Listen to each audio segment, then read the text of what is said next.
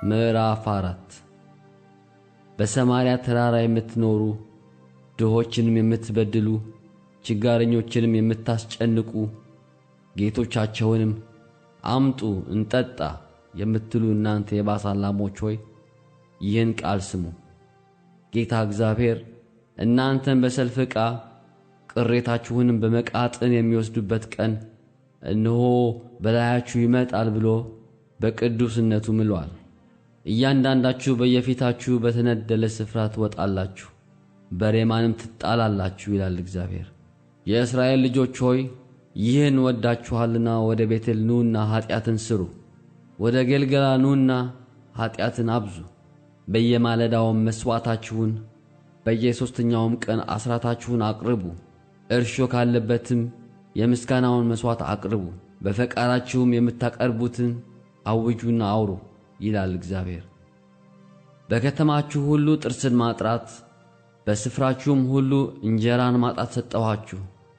እናንተ ግን ወደ እኔ አልተመለሳችሁም ይላል እግዚአብሔር።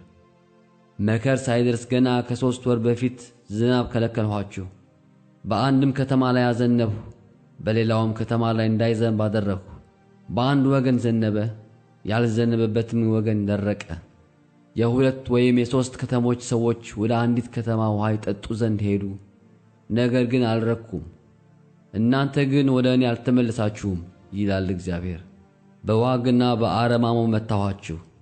የአታክልቶቻችሁንም ብዛት ወይኖቻችሁንም በለሶቻችሁንም ወይራዎቻችሁንም ተምች በልቶአል። እናንተ ግን ወደ እኔ አልተመለሳችሁም ይላል እግዚአብሔር። በግብፅ እንደነበረው ቸነፈርን ሰደድሁባችሁ። ጎበዛዝቶቻችሁን በሰይፍ ገደልሁ፣ ፈረሶቻችሁንም አስማረክሁ። የሰፈራችሁንም ግማት ወደ አፍንጫችሁ አወጣሁ። እናንተ ግን ወደ እኔ አልተመለሳችሁም ይላል እግዚአብሔር። ሰዶምንና ገሞራን እግዚአብሔር እንደገለበጣቸው እንዲሁ ገለበጥኋችሁ።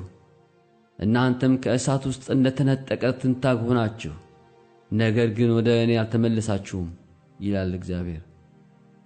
ስለዚህ እስራኤል ሆይ እንደዚህ አደርግብሃለሁ። እስራኤልም ሆይ እንደዚህ ስለማደርግብህ አምላክህን ለመገናኘት ተዘጋጅ። እነሆ ተራሮችን የሠራ ነፋስንም የፈጠረ የልቡንም አሳብ ለሰው የሚነግር ንጋትን ጨለማ የሚያደርግ በምድርም ከፍታዎች ላይ የሚረግጥ ስሙ የሠራዊት አምላክ እግዚአብሔር ነው።